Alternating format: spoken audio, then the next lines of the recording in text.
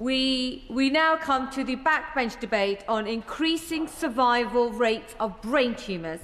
And I call Dame Siobhain McDonagh, who will speak for up to 15 minutes. Dame Siobhain McDonagh. Thank you, Madam Deputy Speaker. I beg to move the motion in my name on the order paper. I thank the Backbench Committee for the allocation of this time, and I am grateful to have secured the debate alongside the Honourable Member for Witney following the publication of the National Cancer Plan. Now is the time for honesty about where the system is failing. For me, this is a deeply personal debate. My remarkable, brave sister Margaret died from a glioblastoma. I cared for her for 19 months, taking her to Germany for many months because there was no treatment in the UK to offer her. I learned far more about brain tumours, the clinical trial system and the barriers to patients accessing trials than I would have ever wished to know. And it is from the place of experience that I make this speech. But it's about more people than just my sister. It's about Phil Wallace, the former member of Littleborough and Sadworth between 1997 and 2010, and a friend of many in this house today, who is currently in a hospice and could count his life in days and weeks, who was diagnosed with a glioblastoma. It's about Scott Arthur's father-in-law, who inspired him to do the amazing work that he has been doing on the Rare Cancer Bill, which I understand will come into the other place for a committee stage on Wednesday. It's about the minister's auntie, who I understand brought him up, who also died of a glioblastoma. It's about Sophie Kinsella, author of the best-selling Shopaholic service of novels, whose funeral I attended over at St Margaret's over a few weeks ago, and for all those who saw her wonderful husband Henry and their 5 children follow her coffin. It's about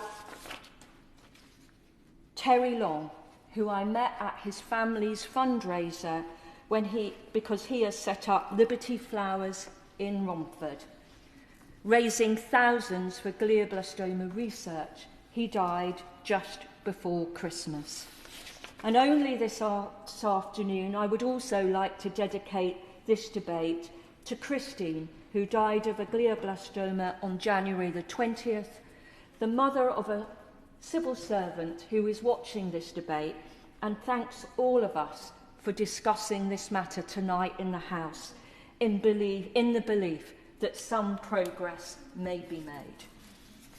But it's about the thousands of people diagnosed each year for whom time is brutally short and options are limited.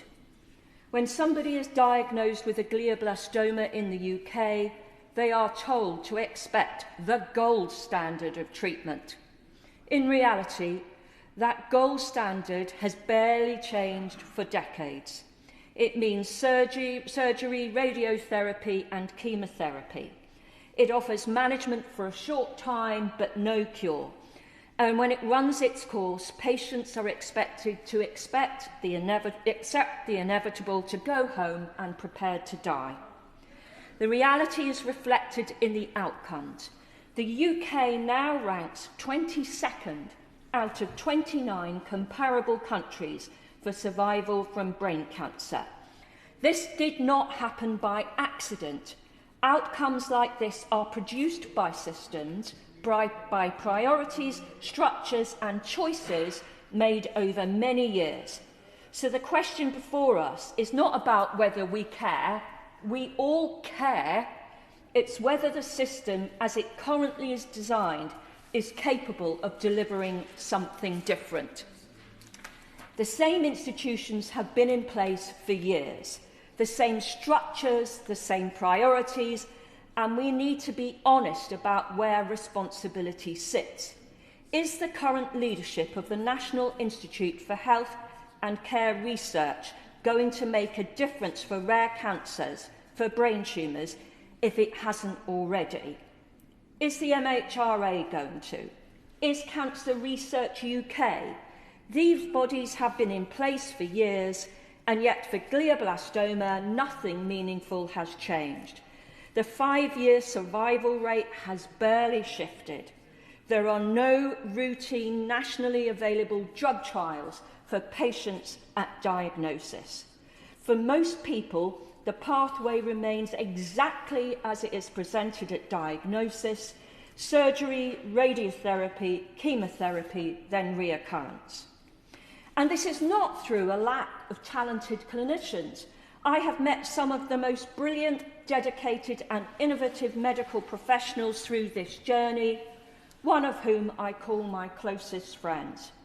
It is the result of something far more dangerous, a system content with the status quo and able to deliver the illusion of progress, and organisations that are not held to account. Because when strategies are published, when funds are ring-fenced and institutions endure, there is really a risk that activity is mistaken for progress. We cannot afford to confuse motion with change. Let me give one concrete example of what I mean. Cancer Research UK has recently highlighted what it describes as a flagship clinical trial for glioblastoma, a major national effort intended to bring new treatments to patients. For an organisation of this scale and influence, this is held up as the clearest example of what the system can offer patients.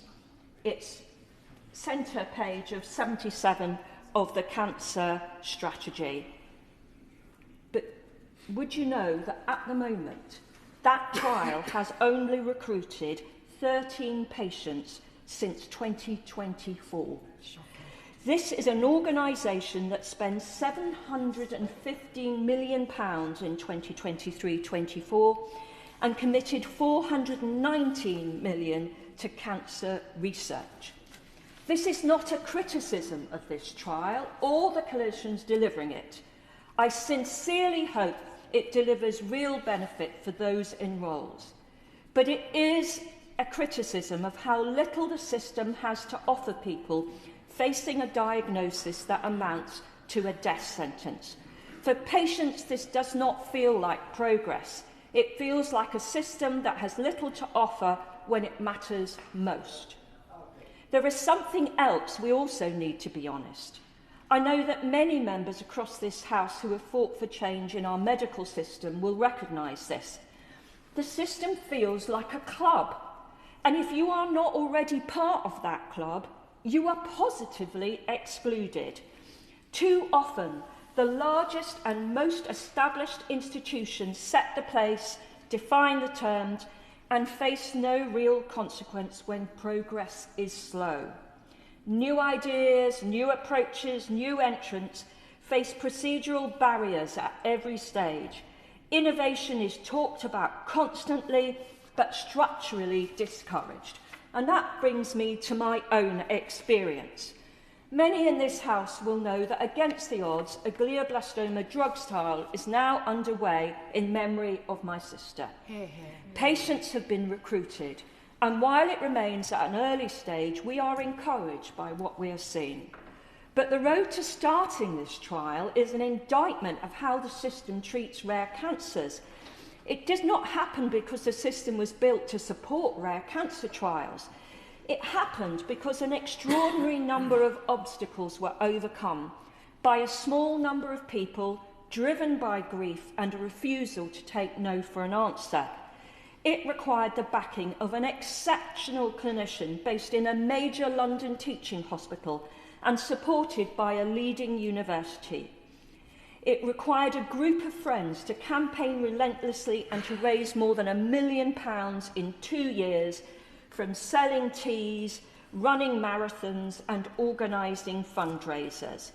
And it required the direct engagement of the Secretary of State for Health, who was willing to listen and to help us get the trial over the line. But even with all that in place, barriers were still put in our way. So we must ask ourselves an uncomfortable question. If it takes that level of access, funding and political intervention simply to begin a single trial, who else can realistically hope to do the same? And what does that say about the system that talks about innovation but is not structured to support it? That experience raises a simple question. What does this system actually count as progress? If something truly matters, we measure it. Yet when it comes to rare cancers, there are no clear targets for clinical trials, no meaningful benchmarks for progress, and no real accountability when nothing happens. And the absence of targets tell us something important about priorities. If we are serious about improving outcomes for rare cancers, the standard is clear. We should be able to say how many clinical trials we expect to see, how many patients will be recruited, and who is responsible for delivering. Those targets are what create urgency. Without them, rare cancers will continue to be left behind, and without clear, measurable standards for both the number of trials and the number of brain tumour patients entering them, we have no way of knowing whether access is actually improving. I note the government's recent announcement on greater access to breakthrough trials for rare cancers patients, including improved routes into trials through the NHS app. Any step that generally expands opportunity for patients is welcome, but access only matters if there is something to access. For many people with rare cancers, and particularly those with glioblastoma, the problem is not finding the right route into a trial. It is that there are so few trials to enter at all. An app cannot direct patients to options that do not exist. Until we address the shortage of clinical trial themselves, improvements in navigation risk becoming improvements in presentation and not reality. Much of the focus remains on the development of entirely new drugs. New science, of course, matters. In the hierarchy of research, the prestige rests with foundational research. It does not rest with repurposing drugs that already exist. There are countless existing drugs already licensed and already curing or controlling other cancers that could be tested for rare cancers, including brain tumours. I give way. The Honourable Lady for giving way. She's giving a very powerful speech, and can I pay tribute to all her efforts on this? I have a dear friend who was diagnosed with glioblastoma last summer, who's actually been through surgery and radiotherapy and is in a clinical trial now at the Marsden. I'm not sure if it's the trial she was referring to. But could I ask her about a different drug that is actually licensed in the UK, vorasidenib, for low-grade glioma? I've got two constituents in my two residents in my constituency in their 20s who desperately need this drug. NICE is still considering whether it should be available on the NHS. Will she join me in urging the Minister to engage through NHS England and NICE to make sure that Servio makes this drug available so that these young patients can continue to live the lives that they're leading? I thank the Honourable Member for her intervention. Can I say that together with a number of members here in this debate today, we met with Servio and we have got people in receipt of that drug, and I'd be happy to talk with her about how we went about that. New science, foundational research, is not on its own enough for the people who are going to be diagnosed this year, next year, the next decade from glioblastoma. But there are existing drugs that we can be using. But the system provides little incentive or prestige to repurpose them for small patient populations. That is because this is, at heart, a market failure. There are only two routes to more trials. One is the public and charitable route, which requires real change in priorities and funding, and a pivot towards trying repurposed drugs. The other is the private sector, which will not deliver for rare cancers without intervention. If we want commercial trials in rare cancers, we must be honest about the tools available to us. Either we require pharmaceutical companies to test major cancer drugs on rare cancers, or we incentivise them to do so. And can I say, there is no third way. And that is painful for a Blairite like myself to say. I hope the National Cancer Plan will signal real change. And I know that without our Secretary of State for Health and the Cancer Minister, there would be no rare cancer chapter in the national plans. But if the current system carries on, we will be having this debate forever without progress. Our loved ones will continue to die in shocking circumstances. And that is why this debate matters.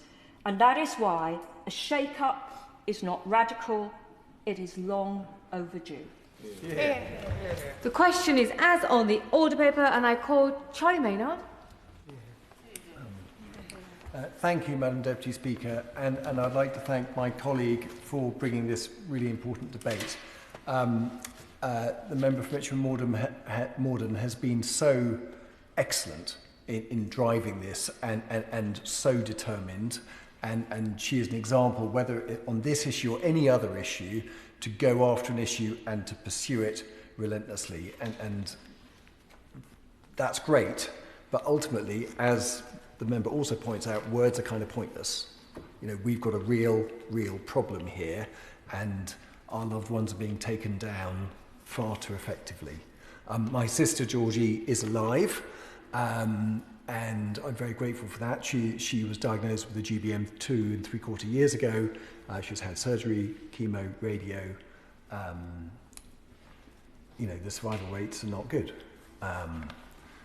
And I'm resentful that, you know, in this chamber you always have to churn out your own story, or that's what counts. And yes, I'm going to churn it out, but it's also kind of irritating. But I'm going to say that she has been brave as hell, utterly determined, up there with the member for Mitcham and Morden, takes no prisoners, just like that member, and has gathered people to her cause and not taken no for an answer ever. And that is to the credit of her, obviously, but more importantly, it has made a difference to this debate, and I'm well done, Georgie. I'd also like to give a shout out to the member for Edinburgh South West, who, with his bill, really has made a difference, and to the Labour front bench. And I know I'm on the opposition benches, but I don't really care. This is too important to mess around. I don't know about the Secretary of State, but I think is interested. But I do know about the Minister for Cancer, and she has her own story, and she stood up there in front of a room of angry people, and you know, brain cancer, you know, we do anger quite effectively, and she's withheld it with her own cross to bear, and she has worked extremely hard on this, and I'm extremely grateful for her to do that. I'm not going to rehash all of the points that the member has already made so well, but obviously we've got very bad options, very bad issues, and you know, pinned up in front of me in my office is a chart which has got arrows going across from left to right, and that's basically how survival rates have changed over the last 40 years.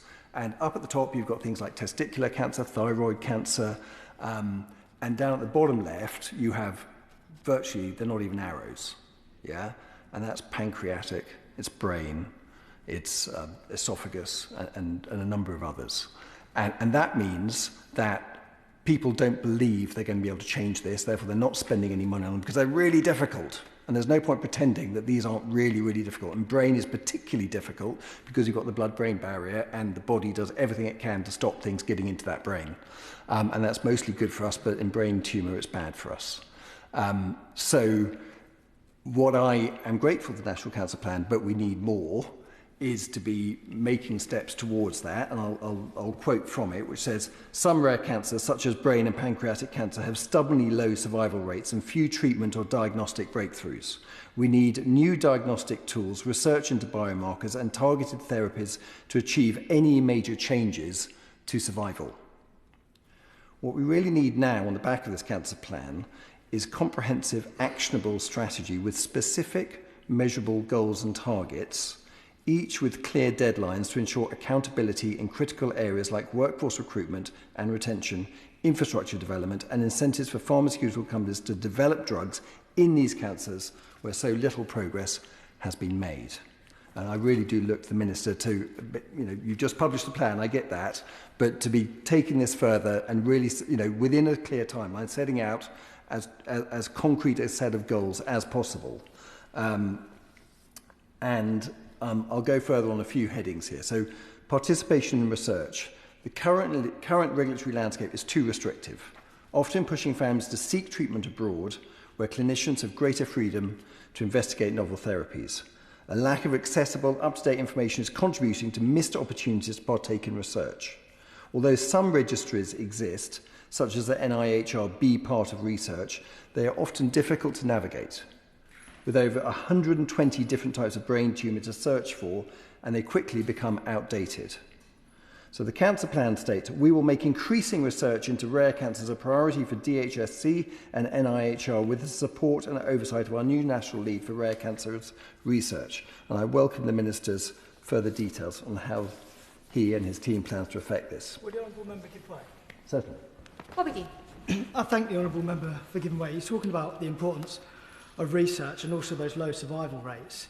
And of course, this is a global problem and a global battle, but Britain has a unique opportunity to lead on this. Just last week, the London Cancer Hub was approved, £1 billion project centring around the Institute of Cancer Research and the Royal Marsden, two world-leading operators who want to expand it. So can he talk a little bit about how Britain has the opportunity to lead the world in discovering the solutions to these rare blood cancers?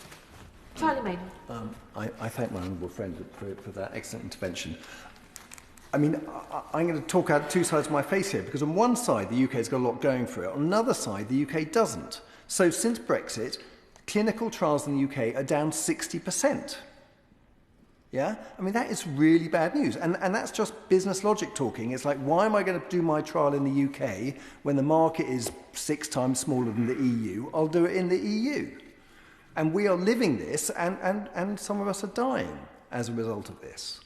And we just plough on, never mind, that's a bit of a mistake, here we go. So trying to find a way through that, so we are getting our clinical trials up and doing exactly as my honourable friend says, that would be a delight. I don't have the answer on that one, apart from the obvious, but I really, look for that. So also whole genomic sequencing, and I know this is something the Minister, understands better than me.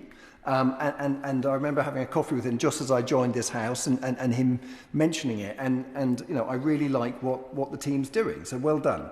So, currently brain cancer patients, however, lack the legal right to request whole genomic sequencing of their tumours. Instead, healthcare decisions regarding genomic testing are made solely by clinicians. As a result, many patients are systematically excluded from genomic testing, which significantly limits opportunities for tailored treatment options and potentially affects their prognosis. And the government really needs to rectify this injustice, so whole genomic sequencing for everybody who has brain cancer. That's what we're after. Vaccine programme. So programmes do exist, and it's now time, and I don't do this often, I'm going to be like the Conservative government. The Conservative government launched an ambitious initiative aimed at improving outcomes for all cancer patients through the NHS Cancer Vaccine Launch Platform. The CVLP is a great achievement. And as the Minister has said, it will speed up access to clinical trials from cancer vaccines and immunotherapies. However, brain cancer is not currently included in that platform, despite ongoing efforts to expand its scope to cover this disease. Furthermore, it remains unclear whether the pharmaceutical industry is fully aware of the platform. So why are brain cancer patients still left out of this programme? Question. Workforce and infrastructure. Key to achieving the government's cancer plan is encouraging multidisciplinary teamwork among oncologists, neurosurgeons, AI professionals, imaging experts and immunologists.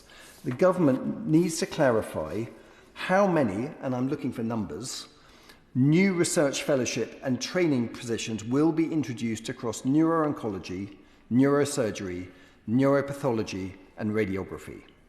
Secondly, what are the plans for setting up laboratories and trial facilities at major centres, and when are they expected to be up and running? I'm going to finish on tumour tissue. So we've got a real mess in terms of tumour tissue, and I really am looking for the Minister for help in sorting this out, because it's a real thicket of legal and medical complexity. This tumour tissue really matters, because when that tumour tissue is excised from a brain, how is it stored? What are the consents used? And what control does the patient have over that tumour tissue? And that's when the patient is alive, but also after death, in terms of what are the rules around that tumour tissue. Because we have got a whole load of tumour tissues around the UK which are locked down and not accessible for research. And I think many of those families would be absolutely delighted if that tumour tissue was used for research. So having a look, and what I'm really asking here is whether the Secretary of State or the Minister would convene a series of meetings with all key parties present, the Human Tissue Authority, the MHRA, the NHS, and anybody else you think needs to be in that room to work through that. Because we have got, we've made great progress on organ donation. Yeah? So a few years ago, the law changed there, and by default, that is given. We have good laws with regard to egg and sperm and what happens to that tissue. Can we try and get our cancer tumour tissues up to date so that is also there?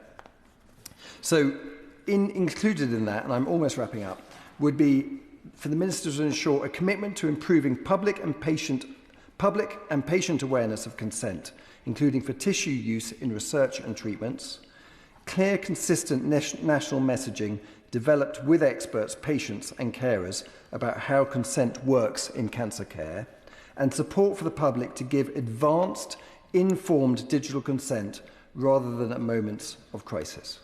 Thank you. Paul Davies. Thank you, Madam Deputy Speaker. Each year, around 13,000 people in the UK are diagnosed with a primary brain tumour, including 900 children and young people. Despite this scale, progress in survival rates has lagged behind other cancers. Just 13% of adults survive 5 years after a high-grade diagnosis, and brain tumours remain the leading cancer killer for children and adults under 40. I recently spoke with one of my constituents in Colne Valley, whose husband was diagnosed with 2 brain tumours earlier this year. He now faces a long period of recovery to relearn many of the day-to-day functions, most of which we take for granted. His courage and their campaign highlight the urgent need for renewed investment in brain tumour research, treatment and care so that everyone affected has the best chance at life. Brain tumour research currently receives just 1% of the total UK cancer research funding. I therefore welcome the Government's National Cancer Plan as a vital step forward, particularly the £13.7 million investment in NIHR Brain Tumour Research Consortium, which will accelerate much-needed innovation. I'm also encouraged by the commitment to implement the provisions of the Rare Cancers Bill, which will expand access to clinical trials. Brain tumour patients must fully benefit from these measures. They face the lowest clinical trial recruitment rates of any cancer type, with the Brain Tumour Charity reporting that just 12% of patients have taken part. Too often, it's the distance from specialist cancer centres that stands in the way. Investment in research must therefore stand hand in hand with improved access, because postcode should never determine the support patients receive. Palliative care too, must be integral to our strategy. I've seen firsthand, through the remarkable work of the hospices serving my constituents, the difference it can make. By helping patients manage physical and emotional side effects, supporting physical activity where possible, and caring for families and loved ones who are also affected, palliative care can offer life-extending support for those with brain tumours. I echo the calls for a renewed effort to tackle brain tumours' devastatingly low survival rates. Through greater investment in research, better access to innovative treatments, and stronger support for those living with the disease, we can give every person facing a brain tumour the best possible chance. The same chance as I had when I was diagnosed with colon cancer, which is curable through the appropriate treatment I received by some amazing clinicians. Susan Murray. Thank you very much, Madam Deputy Speaker. And thank you to the Honourable Member for Mitcham and Morden and my Honourable friend Witney for bringing this important to debate. I'm here speaking tonight on behalf of my friend George, who is now in his 80s and still fundraising for research into brain tumours in the name of his son David, who he lost far too soon. Brain tumours remain one of the clearest examples of a condition where outcomes have not improved quickly enough. They're the biggest cancer killer of people under 40 in the UK. Each year, more than 1,200 people are diagnosed with a brain tumour, and only around a quarter of adults with a primary brain cancer survive the 5 years after diagnosis. The reality is compounded by late diagnosis. Studies have shown that around 45% of brain tumours are diagnosed in an emergency setting, far higher than other cancers, meaning too many people start their treatment far later than they should. This is why I support calls for a national cancer plan to increase survival rates of those diagnosed with brain tumours. We have national campaigns to spread information on bowel cancer and other types of cancer to raise awareness. And a campaign would allow people to spot the early signs of brain tumours, but awareness on its own is not enough, as we've been hearing. Early recognition has to be matched by specialist services that can respond quickly and consistently. Health and social care are devolved, but brain tumour patients should not find that their chance of being offered a trial or the speed of a referral depends on the nation in which they live. I'd therefore like to urge the Government to work with the Scottish Government and other devolved administrations on a joined approach, so research is supported properly across the UK and funding is used as effectively as possible. This is about improving outcomes and ensuring fair access. It requires cooperation between the UK Government, the devolved administrations and the research institutions. Research is central to saving lives, and it relies on the cooperation, shared strategy and consistent support for trials. A disjointed approach without coordination slows the innovation that's possible. That is a failure not just for the researchers, but for the patients and for the families of those affected. A national strategy is needed to push for awareness, to facilitate coordination, and most importantly, to save lives. Thank you. Dr. Scott Arthur. Thank you, Madam Deputy Speaker, and what an honour it is to follow my fellow Scot from Dunbartonshire on this topic.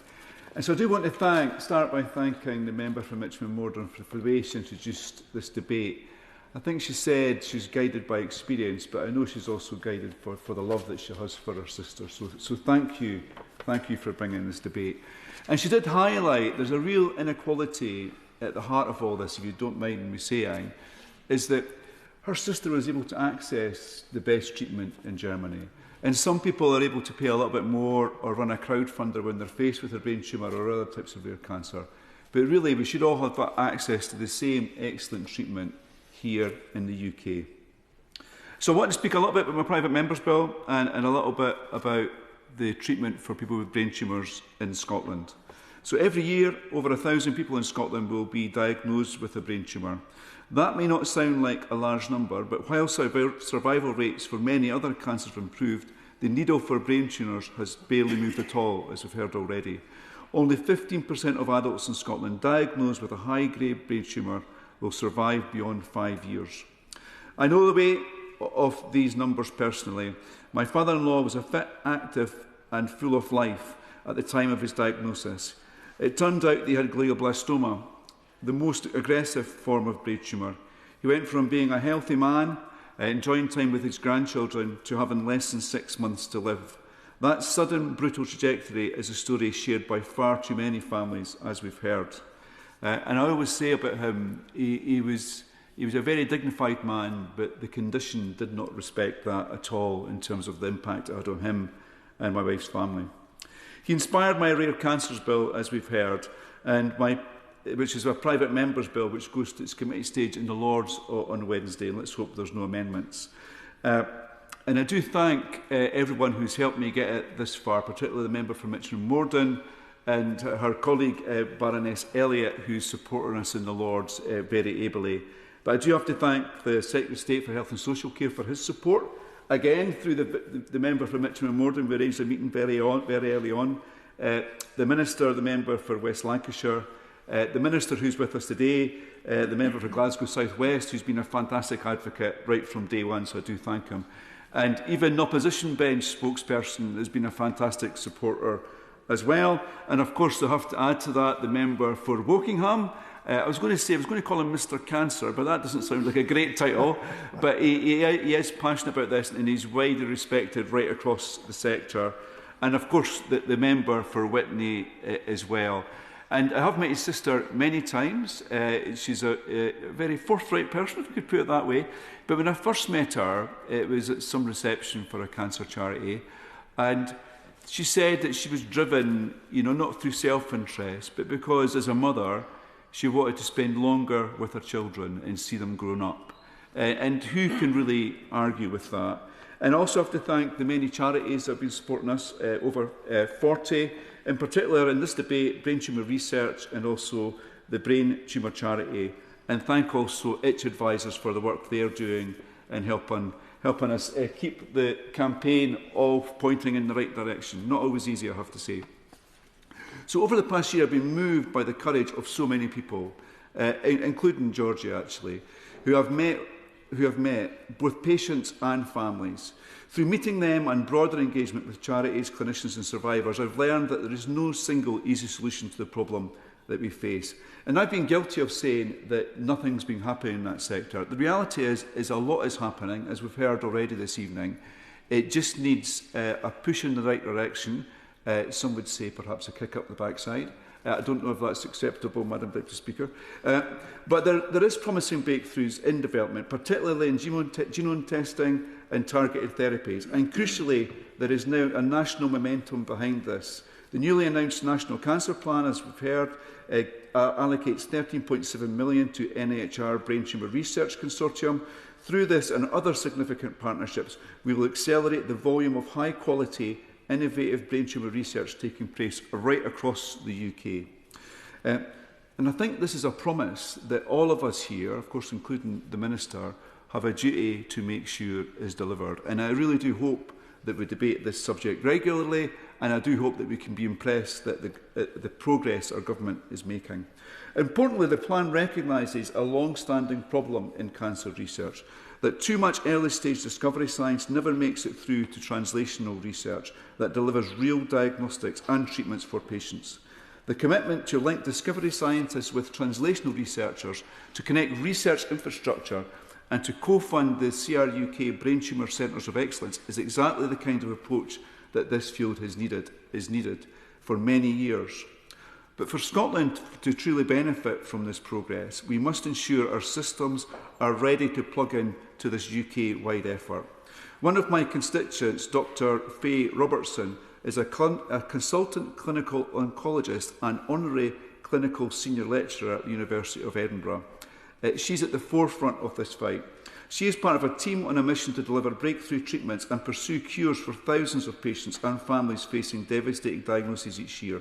Their spin-out company, Trogenics, has secured £70 million in new financing to expand, upscale and develop. £70 million sounds like a lot, but I understand it's just a drop in the ocean if real progress is to be made. But it's fantastic work. Preclinical studies have shown that the biotech company's breakthrough Odysseus platform can kill cancerous brain cells and stimulate the immune system while leaving the surrounding health cells and tissues untouched. This massive investment will accelerate Trogenics' lead programme in glioblastoma multiforme, including a move to clinical trials. By chance, I was at a mosque just outside my constituency on Saturday evening, welcoming children from Gaza into the UK and meeting some of the health workers who have been supporting them. Amongst them was a neurologist who knew about this Trogenics work. And when I mentioned this, he said it's absolutely breathtaking, the progress this has made, but there's still a long way to go. And it really, work like that really does give me hope. Preclinical trials have shown that the technology can kill glioblastoma cancer cells, leaving nearby healthy cells untouched, in a way previous therapies have not managed. So whilst also activating the body's immune system against the tumours. So I've met Faye in my office. She's hugely impressive, fantastic communicator, and a real intellect. If she's listening, I've probably embarrassed her. So, and I trust her when she says that, and this is her quote, whole genome sequencing is changing the outlook for treatment, for the treatment of many cancers, unlocking the promise of precision treatment, yet in Scotland our patients are still waiting. And this isn't a political point, it's just a matter of fact. And I also spoke to Dr. Sarah Kingdon, who's the Tessa Jewell Neuro-Oncology Clinical Fellow at Beeston Centre, Glasgow, and this Edinburgh Cancer Centre, and also at the Edinburgh Cancer Centre. These people seem to always have long titles. And she absolutely agreed that there's a real gap in Scotland just now in terms of being able to access treatment because of this lack of testing. The neurologist I met on Saturday, he said he was sending samples way down to the south of England and they'd had to wait for those samples to return. Completely unacceptable. We don't have ready access to this technology in Scotland. So while other parts of the UK are moving toward routine whole genome sequencing, Scottish patients face what has been described as a genomic gap.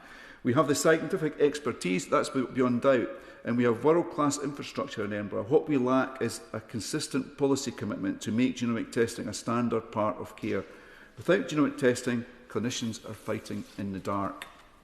So we owe it to the families who have watched loved ones fade in a matter of months to ensure that Scotland is not just a place where research happens, but a place where research reaches the patient. The National Cancer Plan shows the momentum is building right across the UK, and breakthroughs in brain tumour research hopefully will be with us soon.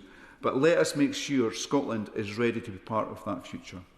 So I want to end, Madam Deputy Speaker, by thanking the member for Mitcham and Morden again for opening this debate and the leadership she is showing. And very briefly, I want to highlight 3 fantastic campaigns, and then I do have one ask for the Minister. The first campaign I want to talk about, of course, is Brain Cancer Justice, which Georgie is a part of.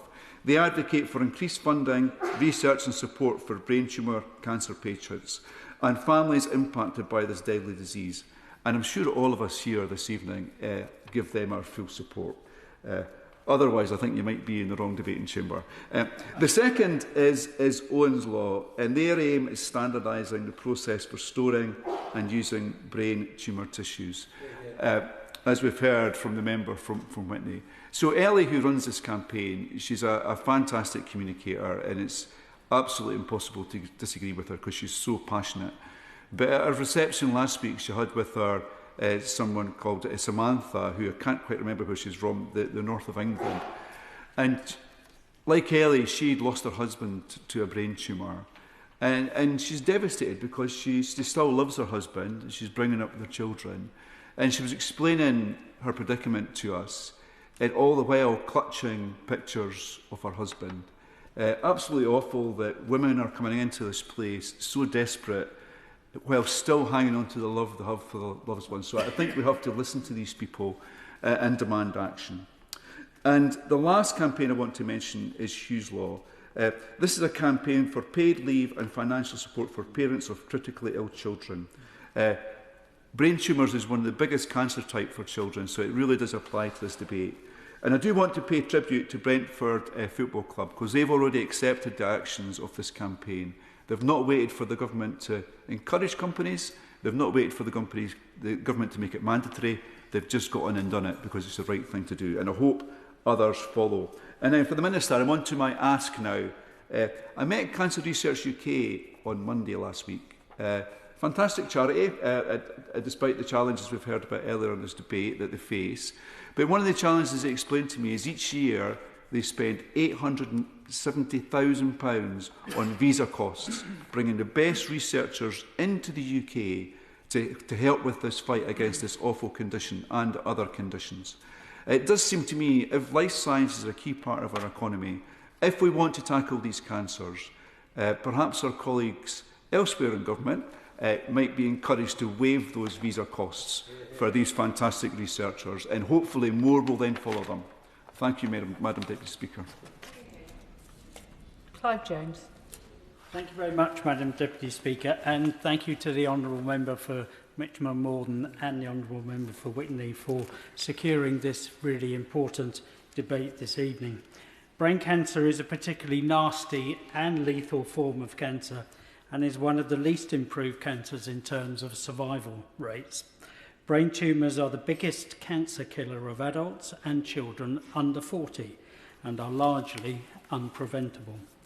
After years of Conservative neglect of cancer care, the government's recent National Cancer Plan takes steps to address the crisis in cancer care, and this is definitely to be welcomed.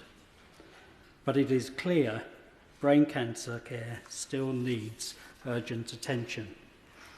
A big cause of low brain cancer survival rates is slow diagnosis. In England, 45% of patients are diagnosed in an emergency setting, over 2 times the rate of all other cancers.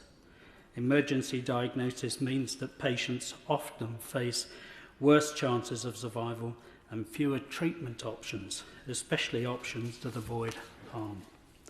The government must act to ensure brain cancer is caught earlier to give patients a better chance of survival. That is why the government must speed up the diagnostic pathway by improving GP access to diagnostic imaging and improve the patchy access to MRI and CT scans. But even when a patient gets a diagnosis, many experience delays in starting treatment. In 2024, 75% of brain cancer patients at the Royal Berkshire Hospital near my constituency began treatment within 62 days of an urgent referral. That is below the standard expected of 85%. Even more shocking, in 2023, 25% of brain cancer patients at the Royal Berks waited longer than 124 days to begin treatment after an urgent referral. That really is just not good enough. And this is why my colleagues and many in the House are calling on the government to introduce a guarantee for 100% of patients to start treatment for cancer within 62 days of urgent referral. Government really must start to listen to people who are calling for this. A key step towards this aim is improving access to effective treatment. In the Oxfordshire, Buckinghamshire and Berkshire West ICB, which covers Wokingham, just 30% of cancer patients receive radiotherapy treatment within the 62-day treatment standard. This means that many brain cancer patients in Wokingham are missing out on effective and timely treatment, which would drastically improve survival outcomes. To help address this, the government needs to replace ageing radiotherapy machines as soon as possible and invest in new ones, so no one is denied access to treatment or must travel far from home. There is also a serious issue with equal access to new advanced treatments for brain cancer. Personalised immunotherapy vaccines have proven to be an effective treatment for brain cancer. This treatment, as well as advanced diagnostics and research requires brain tissue from a patient to be flash frozen to preserve DNA and RNA, which is then used to develop rounds of an immunotherapy vaccine. But due to lack of nationwide regulations and practices on brain tissue freezing, there is a shameful inequality in brain cancer care. Sadly, the Royal Berkshire Hospital and Frimley Hospital, both used by my constituents, do not have the capability to flash freeze or store brain tissue. As a result, many in Wokingham and across Berkshire cannot access advanced technologies like personalised immunotherapy treatment and more accurate genome sequencing, key to attacking the cancer effectively. That is why the government must ensure equal access to high-quality tissue storage pathways across the country. It is not right that where you live affects the treatment you get, and thus your chances of survival. Mm-hmm. These steps to speed up diagnosis and improve treatment, along with investment in staff and research, will start to improve survival rates for the 12,700 people diagnosed with a brain tumour every year in the UK. And lastly, Madam Deputy Speaker, much has been mentioned about clinical trials in this debate. They are needed so desperately, and it is my hope that ministers will make this a personal priority of theirs in the next few months in their discussions with drug companies, and we will see some real progress with many more clinical trials starting in the next few years. Thank you. John McDonnell. I thank my honourable friend from Mitcham and Morden yet again to lead in these debates. Just so that people know, her sister was a friend of mine. She was a Labour Party organiser and then rose in the ranks, and over the years supported me in my various general election campaigns. Was very supportive, but at the same time quite terrifying as well for any politically stepping out of line. She was an absolutely wonderful woman. The reason I intervene in these debates is because I'm inspired by the woman for Mitcham and Morden, and because I do have a friend. But also, in my constituency, like many others, I have a Mr and Mrs Ewell who lost their daughter tragically, and who every year undertake with the Milan Asian Ladies Group, Councillor called Lakmana, who organised it. They have a sort of mini Mela to raise funds. So I pay tribute to them, and I want to thank them sincerely for not putting on social media both my Hindi singing or Bhangra dancing. There's two small points I want to make. One follows on from the Honourable Member for Wokingham. The issue about access to scanning is absolutely critical. One of the issues that we've found is not just the sort of postcode lottery, but also the lack of awareness amongst some GPs about the national guidance as well. There needs to be a level of... I know GPs are incredibly busy, but we need to do something with regard to raising the awareness on that. And the second, I had a meeting this afternoon. I chair a group of unpaid carers. And so the second issue for me is the acknowledgement in government now that if you become a carer, in many instances, that means actually, if it's over a long period of time, and that's usually with children survivors, you're almost certain to come across living in poverty. And we need to look at how we support carers overall, both the additional burden that they have, and my honourable friend in a previous debate explained the transport needs that she had, the way in which she was having to pay for accommodation for her sister when she was being treated, etc. That's the same for so many other people. They cannot bear the costs. I think the figure in the briefing from the Brain Tumour Society was something like the burden in 1 year is about 78 million of those people who are seeking to care. But the ongoing costs are incredibly significant. And what many of the carers in the group that I chair, and it's about a whole range of conditions that they're caring for, is that one, the government has assisted them greatly, of course, in terms of raising the level of income that the income they can raise through employment themselves. But there is issues around flexible employment. Honourable friend has raised that there's no acknowledgement yet, I don't think adequately, of the need for flexible employment to enable people to earn a level of income that will help them survive. But the issue is that actually those who literally can't take on employment because of the hours that they have to care, the level of carers allowance is abysmal. And there needs to be now, there's a recent report by the IPPR, there's further reports coming out from, I think it's the University of Sheffield now that are doing a lot of work on this. Somehow we have to come to terms with the fact that we're going to have to raise the level of carers allowance. It needs to be related at least to the minimum wage, and then on that basis we may be able to help some of these carers cope with the work that they're undertaking for their loved one, but also to ensure that they're not living in poverty, because so many of them are at the moment. They're just the 2 points I want. We all have supported the cancer strategy, and there's, I think, overwhelming support in the House now to really get on with the job.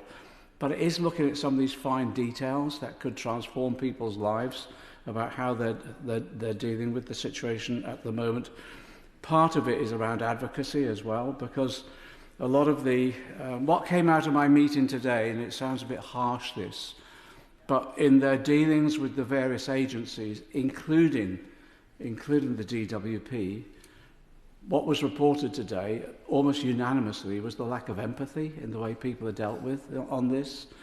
And I just think if we can transform the care strategy, the cancer strategy, to ensure that we embed that understanding and empathy to understand what people are going through, and that they shouldn't have to risk living in poverty and the whole family being impacted upon it because of the financial consequences of the care that they're having to undertake. I think we could transform the whole atmosphere about carers and the role that they provide. We produce figures of the 180 billion that they save the country overall because of what they do, the unpaid care that they undertake. We produce those figures, but we never really acknowledge that then in the actions that we take. So in this coming period, it's the 50th anniversary of the introduction of the first carers allowance. It wasn't called then, it was called invalid allowance. It's the 50th year of the anniversary of that. This is the opportunity, I think, to address that issue, because for many of those people who are caring for people with these conditions, particularly children, it desperately needs addressing. Alex Brewer. Thank you, Madam Deputy Speaker. And I'd like to thank the members for Mitcham and Morden and Witney for bringing this really important debate to the House today. I want to talk just very briefly about two things. The first was to put on record and acknowledge the bravery of my lifetime very close friend, Karen Bushenfeld. She, like 45% of those diagnosed with a brain tumour, received that diagnosis in A&E in a very haphazard manner last month. This is double the rate of other cancers. And she and her family are now adjusting to a very difficult new reality. The other reason for my speaking today is to celebrate the amazing work of the Brain Tumour Charity. Founded and still based in my constituency of North East Hampshire, it was originally called the Samantha Dixon Research Trust, founded by Angela and Neil Dixon in memory of their daughter who died just aged 16 in 1996. The Brain Tumour Charity now supports thousands of people all across the country, including my friend. It also funds research, and the founders raised with me the unspent funding that languishes while survival rates remain stubbornly low. So my call to the Minister today is to ensure that the government works with researchers so that the best quality research can help change outcomes for future generations. To Peter Prinsley. Thank you, Madam Deputy Speaker, and it's an honour to speak in this debate, and I thank the member for Mitcham and Morden for bringing this debate, and also the member for Witney, and for the many fine speeches that I've heard this evening, some so very heartfelt, particularly the personal stories and the stories that people say of their families. Now, we have a new cancer strategy which was announced last week. Sadly, political events in the last few days have somewhat submerged the importance of that, but it is the cancer strategy which I believe we should be talking about, and which is much the most important political development as far as I'm concerned. Now, we have seen very little progress in brain tumour care. That is the truth of the matter. These tumours are devastating, robbing victims of years of life and wrecking families. I have seen such patients over the years, and I can say that diagnosis may be very difficult, even with the help of hindsight. Now, an average general practitioner will see a new brain tumour once every 7 years. Once every 7 years, where they will see thousands of patients in that time. So it is not surprising that these tumours are difficult to diagnose. I hear that a patient with a brain tumour will have, on many occasions, visited their general practitioner 5 or 6 times before a diagnosis is made. So we must do what we can to raise awareness of this. Now, in ENT, which is, as some may know, my specialty, we see a condition called acoustic neuroma. This is a brain tumour on the nerves that lie between the ear and the brain, actually on the balance nerves. And these tumours are rare. Even in ear, nose and throat clinics, I would only see a handful of them each year. Sometimes they present with a little hearing loss in one ear, or sometimes just a little ringing in one ear. And sometimes they just present incidentally. Some of the other tumours we see in the brain in the ENT world are very rare. We see a brain tumour that sits in the roof of the nose. It's called an olfactory neuroblastoma. It's so rare that I probably saw less than 6 or 7 cases throughout my career. And yet it presents with a loss of sense of smell. Whereas a loss of sense of smell is a very common problem that come to see ear, nose and throat surgeons or even general practitioners. So we mustn't deceive ourselves that we're dealing with an easy condition, for this is a difficult condition. Now, what I believe we must do is we must support research into this mysterious disease. As I have said before in this chamber, we are desperately short of medical researchers and clinical academics in this country. Desperately short. Many of our clinical academics are getting towards the end of their careers, and we are not doing enough to recruit new academic clinicians in the early parts of their careers. And I would like us to think how we might develop policies to encourage that, for that is a political problem. Now, the member for Mitcham and Morden, I think, said that we are content with the status quo since we have seen so little progress. I beg to differ. We are not content with the status quo, and that is why we are all here this evening discussing this.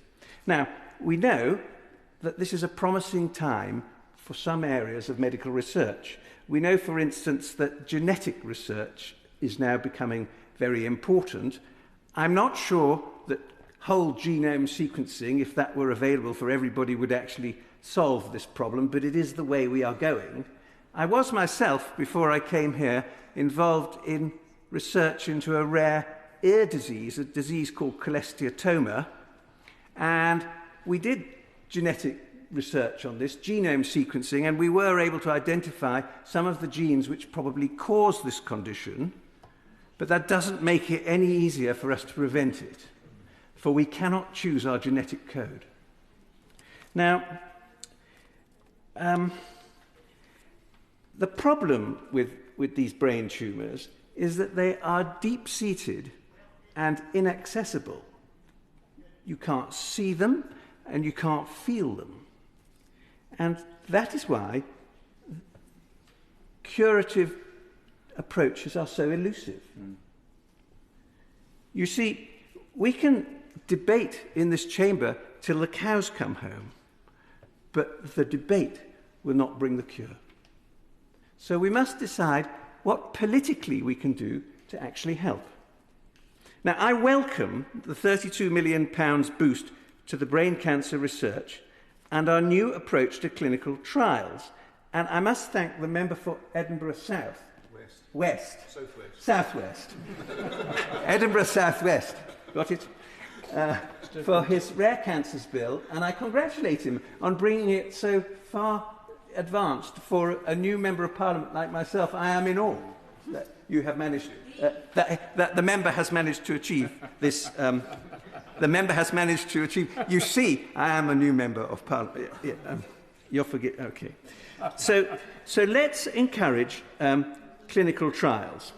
For as Lord Valence has said, it is clinical trials, these are the route by which promising research can be turned into treatment which will save lives.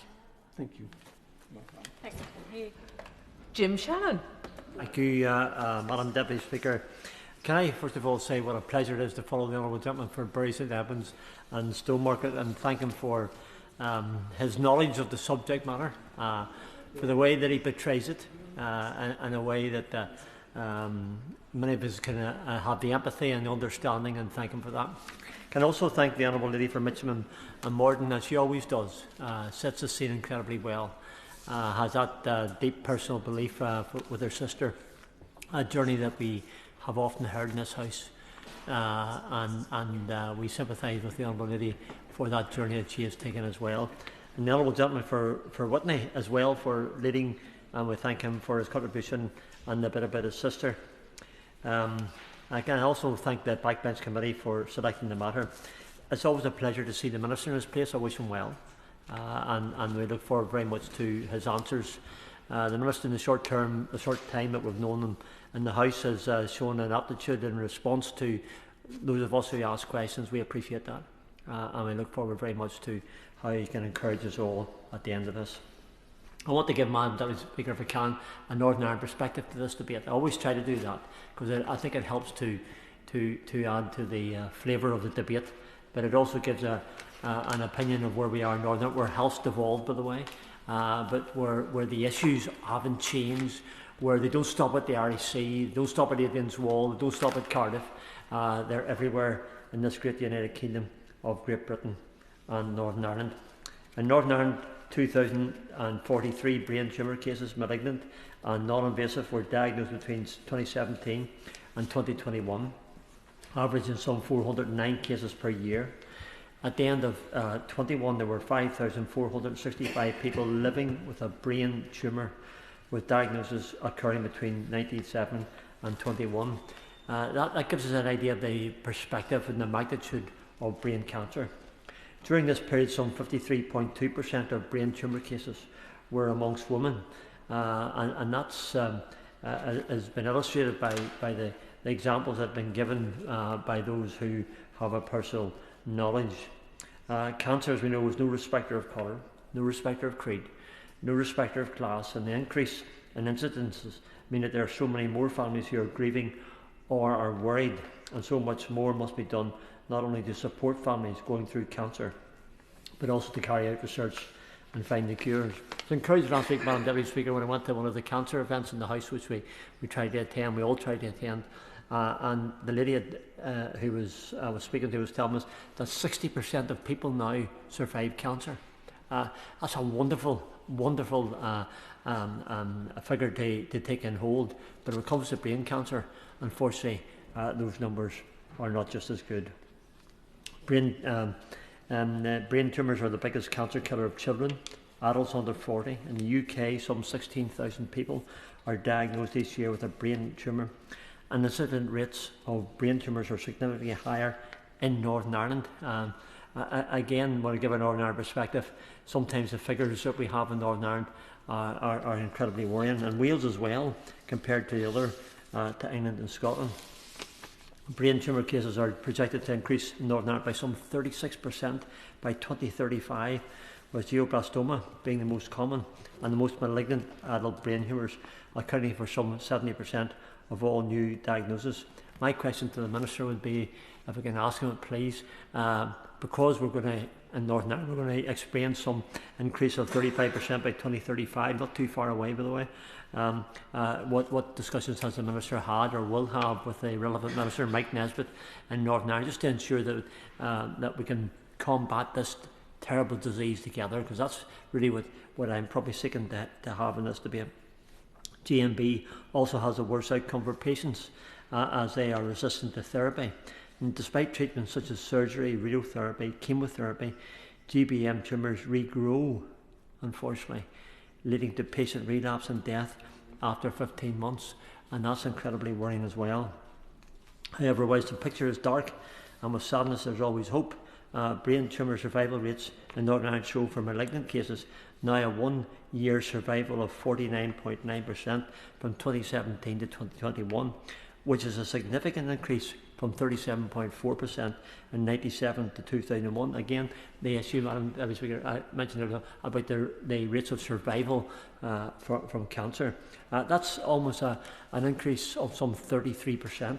Really, really good news. And I want to come to the most honourable members have referred to research, and I want to refer to Queen's University, but I'll do that at the end if I can. Non-invasive tumour survival is high, with 88.3% surviving for 5 years. There's much work being done in Northern Ireland to combat the darkness and bring light such as rapid diagnosis. This is a major project launched in late 25, which uses rapid nanopore sequencing to reduce brain tumour diagnosis times from weeks to just hours. The technology reads tumour DNA almost immediately, helping clinicians to choose treatments faster.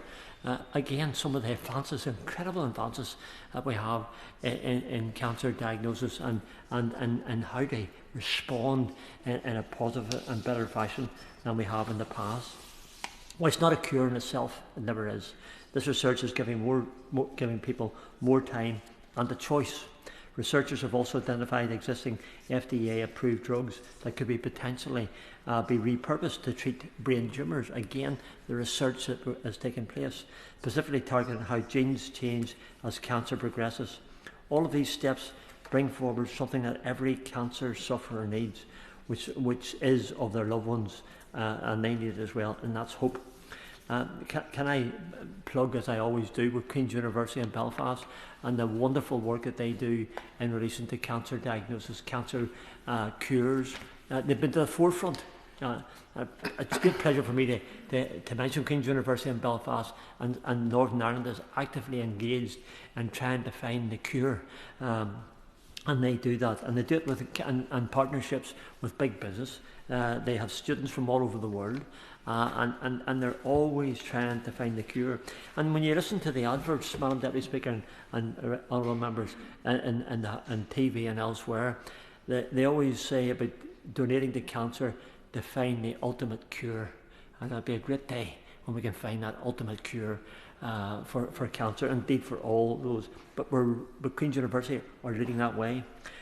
Funding for cancer research based at Queen's University Belfast is bringing a dividend, and we can and must allow them to do more research and development to find the cure, the ultimate cure, the cure for cancer.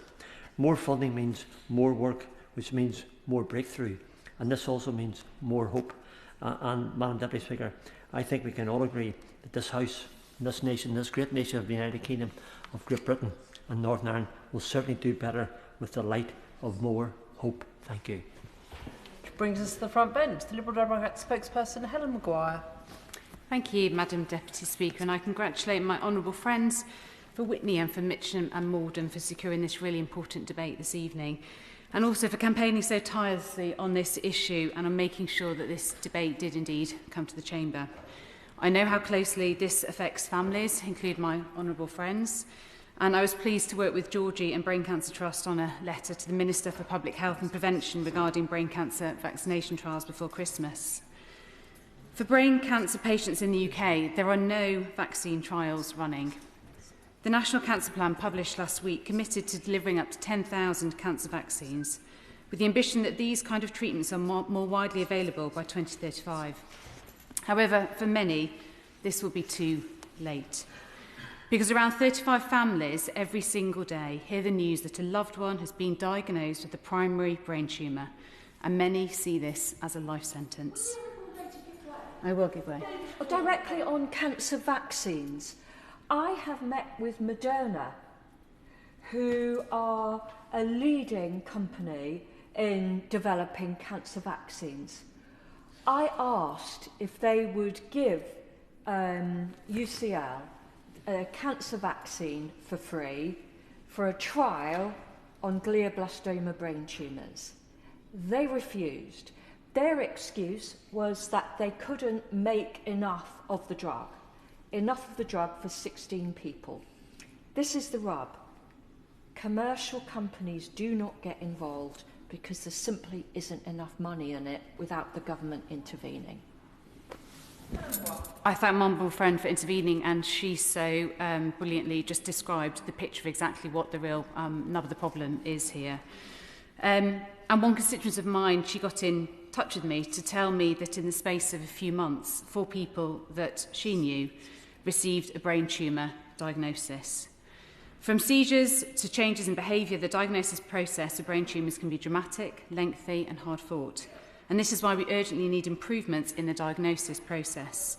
The National Cancer Plan aims to make great strides in speeding up diagnosis, but I was disappointed not to see the government take up the Liberal Democrat calls for 8,000 more GPs to make sure that everyone can get seen quickly and referred for treatment. Once a referral is successful, it should then be treated. So to see such delays because of equipment shortages is a disgrace. The government has pledged funding for 28 new radiotherapy machines, which is a step in the right direction, but the Liberal Democrats have long called for 200 new and fully staffed machines to end radiotherapy deserts and stop the delays to vital treatment. So will the Minister set out when we can expect funding for more machines? And now turning to brain cancer. It has a more complex element in that it does not occur in stages like other cancers, but is defined by grades. The grading system can also differ depending on the type of brain tumour that the patient has. The National Cancer Plan has looked to offer some relief to patients with the commitment for a clinical nurse specialist or other named lead to support them through diagnosis and treatment to hopefully make this path clearer. So I look forward to seeing how the government intends to support this ambition with enough staff in the 10-year workforce plan. So while we wait for this plan, will the Minister give some clarity as to how they plan to implement their commitment for 5,000 learning and training opportunities per year for the first 3 years of the plan for people in cancer-critical roles?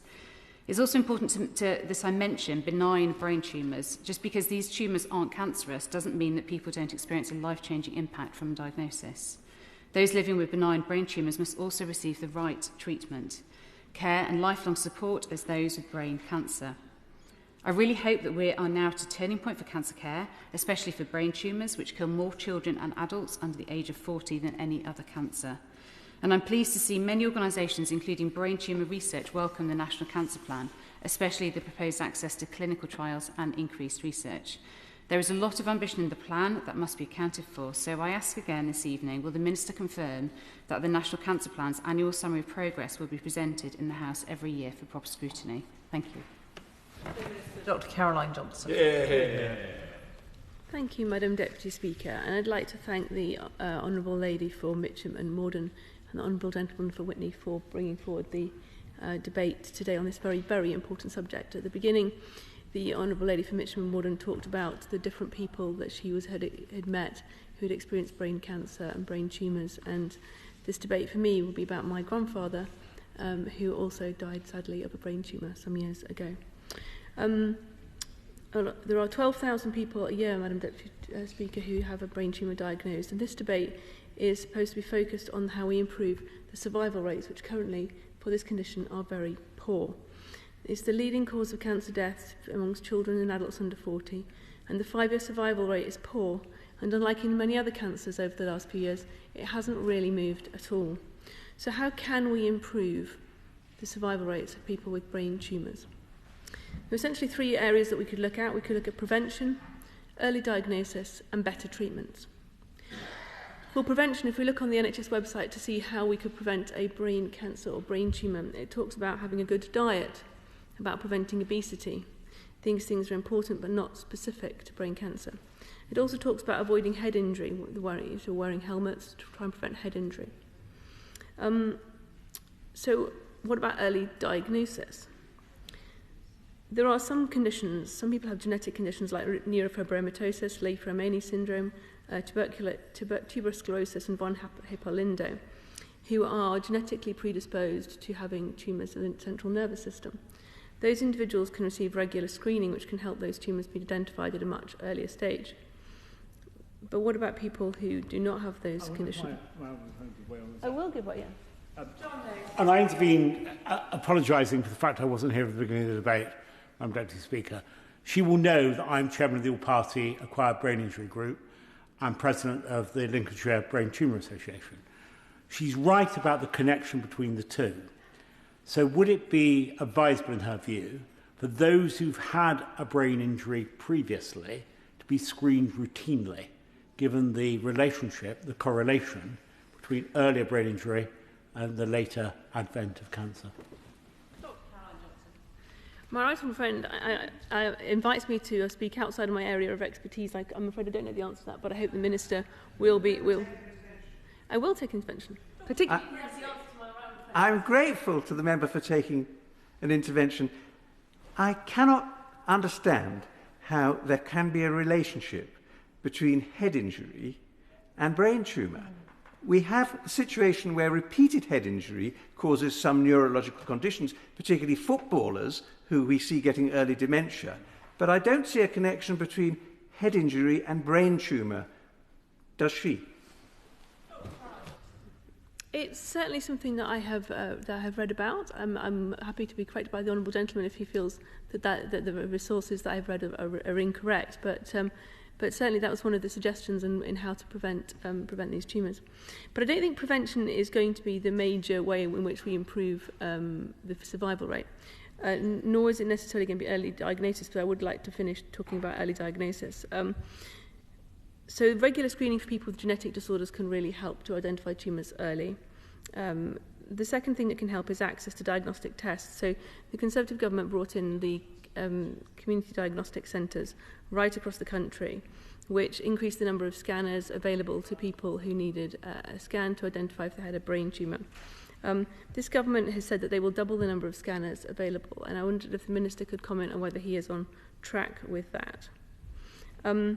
We will also need the workforce plan so that we can interpret and perform the scans. We've got the people to interpret and perform the scans. I don't know if the Minister has any tips on whether he thinks the workforce plan is imminently and whether he can give us a date when it's likely to be published. It's been delayed, but it is an important feature. We've got the cancer plan, but so much of it is dependent on the workforce plan too. My third point is opticians. The opticians have a role to play, and since South Tees pioneered it in 2015, opticians have been able to identify during their regular eye tests people who have signs of brain tumours and refer them where necessary. And so encouraging people to get regular eye tests may be contributing to help with early diagnosis.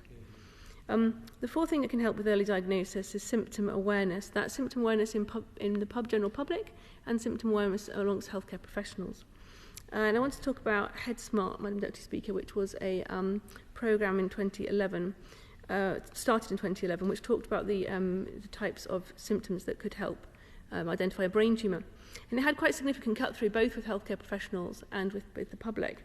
And it halved the time to scan or diagnosis for children with brain tumours. It also improved the cognition of survivors, but it didn't significantly improve the survival.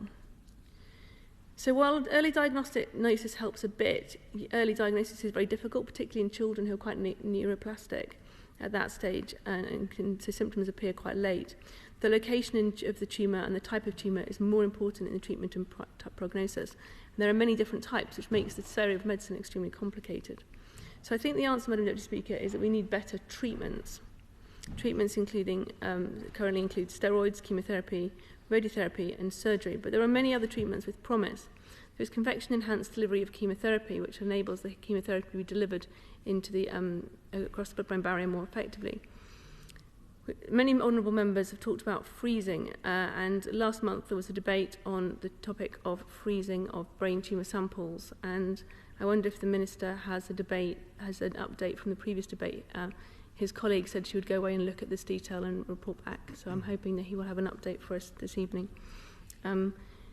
Gene therapy has also shown a lot of promise, and there's been talk about this evening about the trial where an adeno-associated virus is used as a vector to to seek out the glioblastoma cells and use the patient's immune system to kill the tumour cells.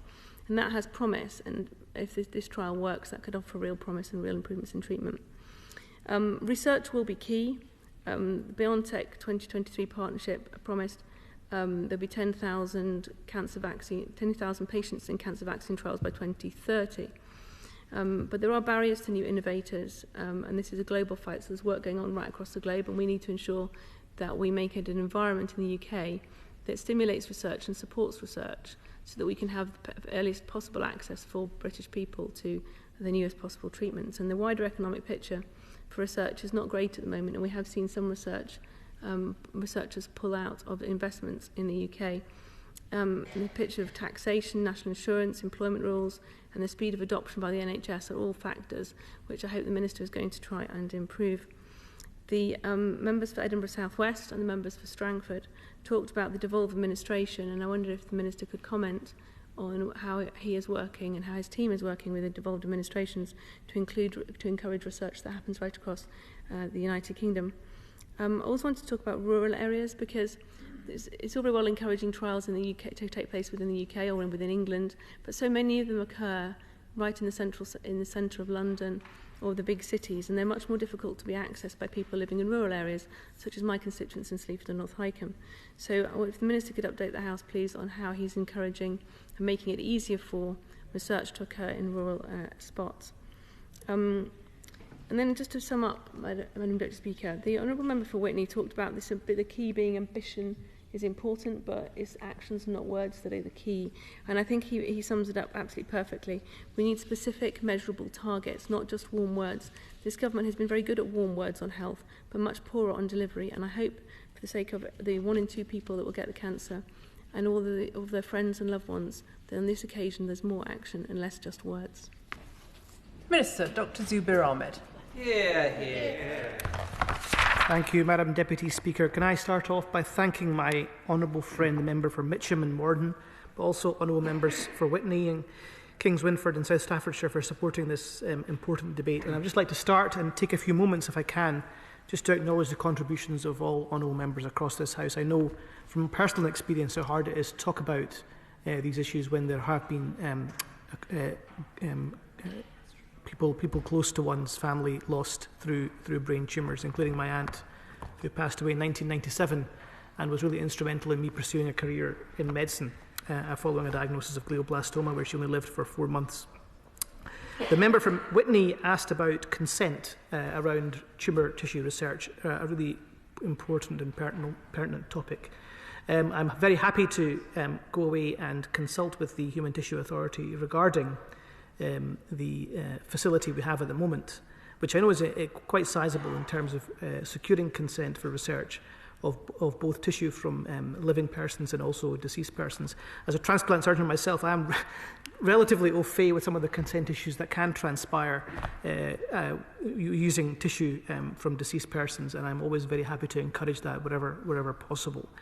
In terms of digital consent, the Honourable Member rightly challenges us to improve our digital architecture, and we continue to do so through our unlocked digital platform upon which the 10-year health plan is based, not only for care but also for research.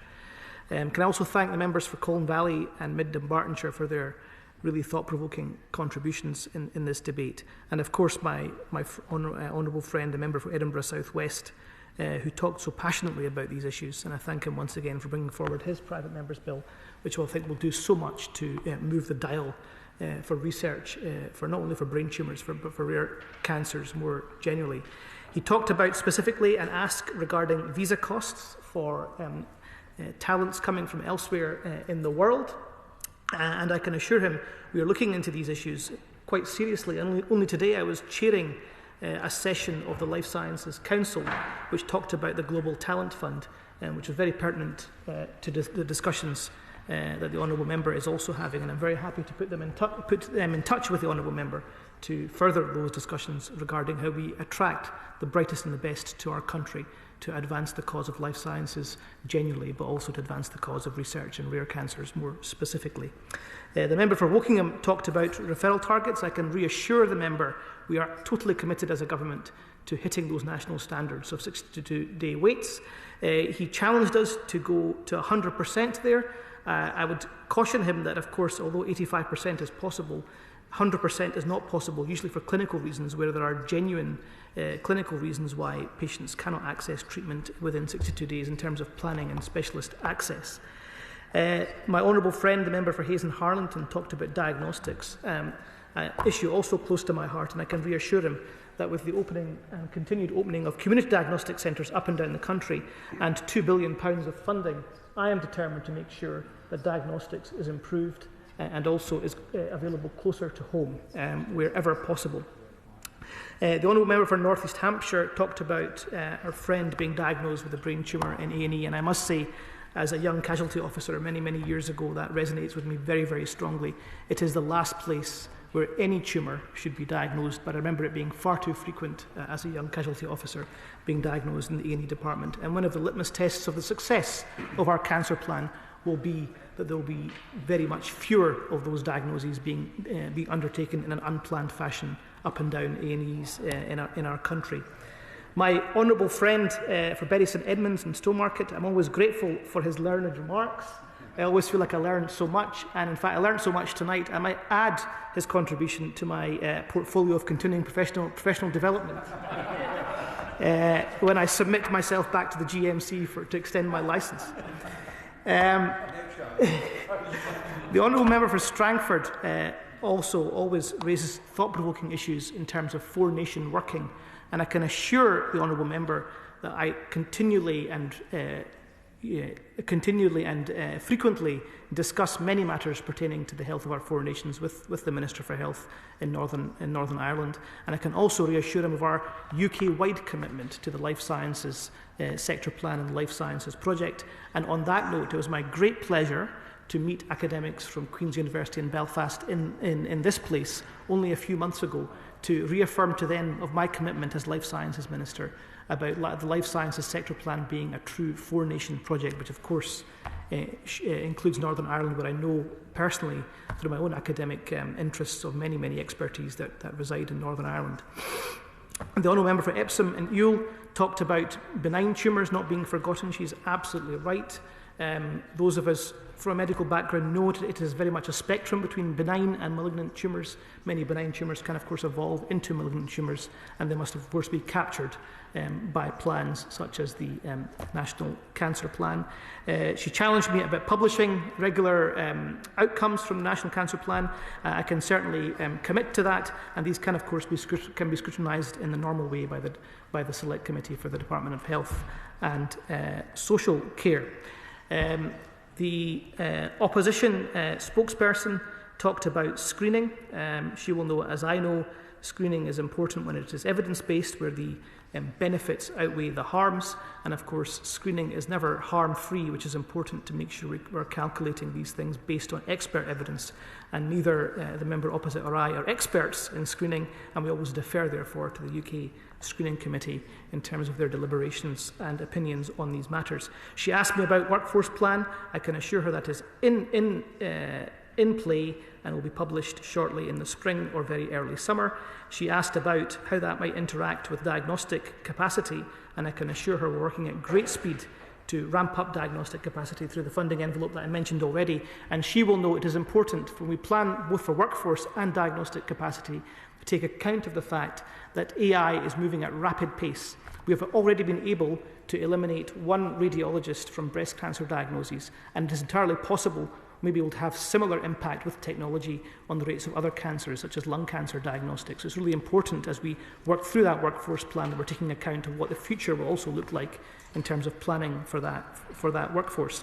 Then we came on to the topic of the potential association of traumatic brain injury and brain tumours. And the Honourable Member of Bury and Stowmarket, Bury St Edmunds and Stowmarket, intervened on the opposition spokesperson. And the medical man in me couldn't help myself, but I went on PubMed there quickly to check if there was indeed an association. And I've picked out a paper which may be of interest to the medical people in this place. 24 years of data from Mass General Brigham Hospital, 75,000 patients on each arm looked at retrospectively, and there would seem to be a mild association between severe traumatic brain injury and the diagnosis of malignant brain tumours. It's on my specialist subject, I thought I'd better intervene. Although I defer, of course, to the member of Bury St Edmunds' immense experience in these matters. I think this is associated with lesions and scarring, and that's why there is a mild association. There's a much more profound association, as the Honourable Member said, with other neurological conditions, particularly dementia and other matters. But there is a mild association, I think, as the Minister said. While I'm on my feet, will you just address the issue of research? Because the Member for Bury's right, diagnostics are terribly difficult. But research, 1% of the council spend on research currently goes on this. Can we increase that? I'm grateful to the Honourable Member for his remarks, and at risk of turning this into some sort of medical journal club, Madam Deputy Speaker, I will move on quite swiftly to say that the association is based on retrospective data, and we all know that we have to be a little bit cautious with retrospective data. To the Honourable Member's remarks regarding research, I can assure him we are committed to spending more of the £2 billion NIHR budget on rare cancer research, some of which is ring-fenced. To the Honourable Member opposite's ask of rural areas, certainly in the workforce plan we are committed to making I certainly give way to my honourable friend. I thank my honourable friend for giving way. And on this point about funding, I apologise for not being here at the beginning of this debate, but I want to pay tribute to my two incredible constituents, Kuram and Yasmin. Their daughter Amani was diagnosed with a glioblastoma and tragically passed away in February 2022 at just 23 years old. Now, Amani's parents devoted themselves to taking care of her 24/7 as the cancer progressed, but they had to fundraise £100,000. Surely, does the Minister agree that parents and loved ones should be spending their time with their loved ones and not spending their time fundraising for experimental drugs? Minister. Can I thank my honourable friend for all of the advocacy that she does on behalf of all of her constituents, but particularly Amani's family, and the story of which I'm very, very, very familiar with. And can I reassure her of my commitment to make sure that medical research is properly funded, so indeed it is not the duty of bereaved parents or parents. To give way? Very happy to give way. What we all know is while money is important, if the institutions that are given it do not spend it, we are all left frustrated and wondering what would happen. I have met cancer ministers of both the last Conservative government and this government, all well-intentioned, all meaning to bring progress, but it requires intervention with those organisations to actually see that the money that is made available is really spent. Madam Deputy Speaker, I am hearing my honourable friend's call to action loudly and clearly, and I can report to her, in addition to the other ongoing clinical trials in the area of brain tumours and glioma research, in October 2025, Recurrent GB opened for recruitment a new UK multi-centre randomised controlled trial supported by nearly £2 million of NIHR funding, which will explore, for instance, whether surgery can improve the quality of life for patients with glioblastoma when the glioblastoma comes back after treatment. I know will hold our feet to the fire when it comes to recruitment and the spend of that money being used appropriately, and I'm delighted to continue working with her in that regard. Madam Deputy Speaker, since this government took office, over 213,000 more people are getting a cancer diagnosis on time. Over 36,000 are starting treatment. More than 36,000 more people are starting treatment on time, and rates of early diagnosis are hitting record highs. Despite these vital signs of recovery, we know our NHS is still failing far too many cancer patients and their families, as members across this House have highlighted this evening, and we know that brain tumours remain one of the hardest cancers to treat and it remains a challenging and underserved area of research. Last week, this government published our National Cancer Plan, Madam Deputy Speaker. We now have that blueprint to shift the dial on rare and challenging cancers, underpinned by 3 key targets. Firstly, to save 330,000 more lives by 2035, ensuring that 3 in every 4 people, 75%, diagnosed in 2035 will be cancer-free or living well with cancer after 5 years of diagnosis.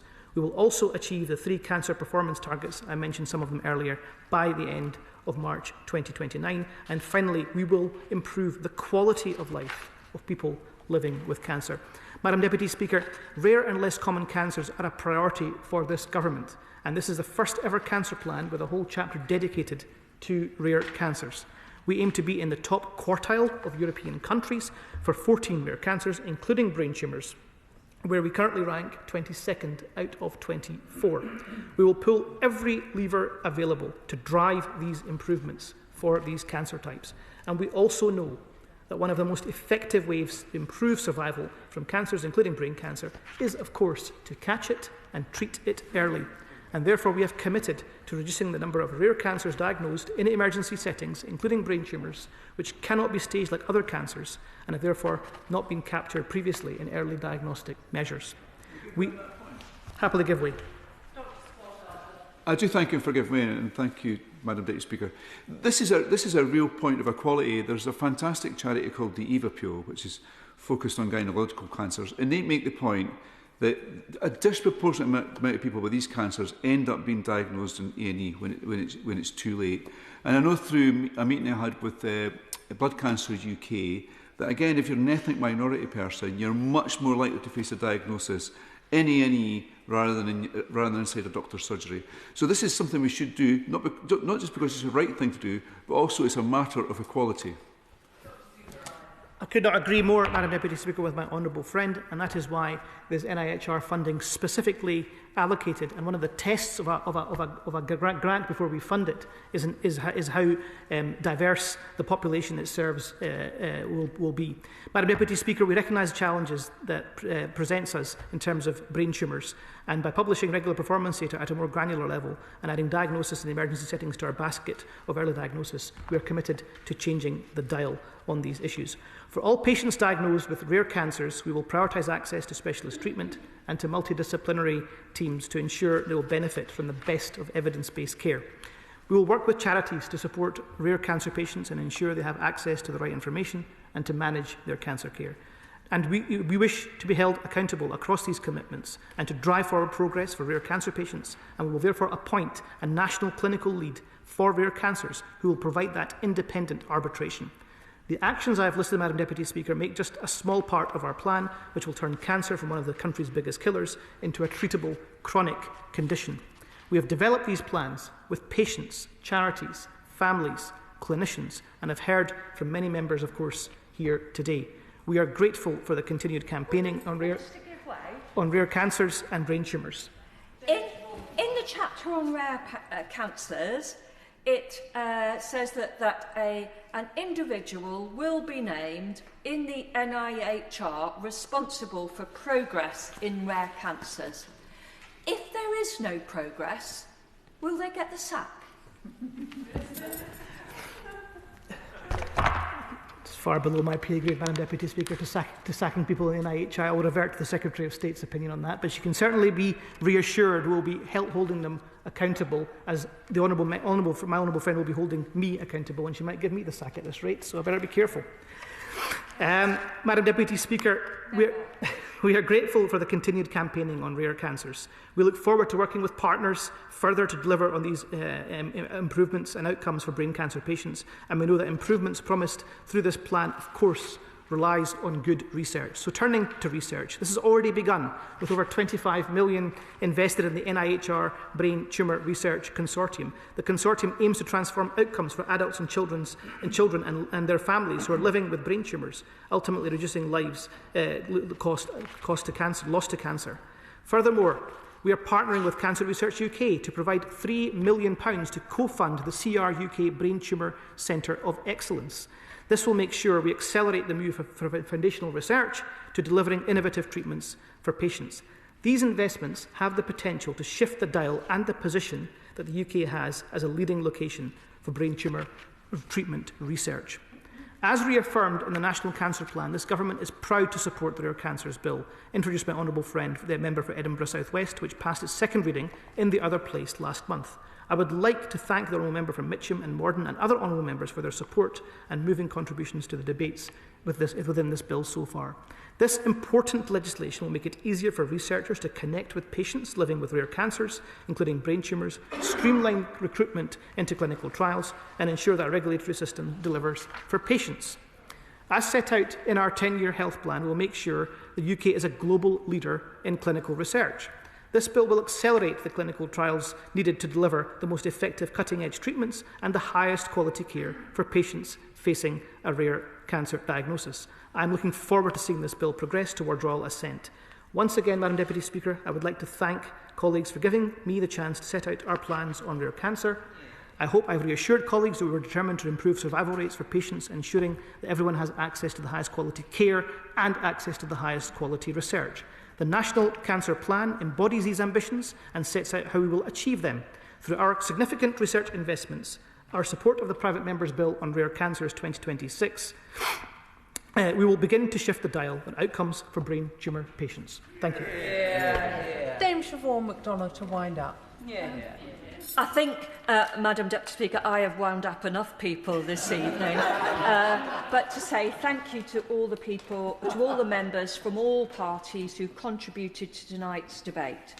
It is my view that the contributions of the members of this House has brought a real and material change to what is currently going on at the NIHR, at Cancer Research UK and other organisations, because we are watching and speaking out.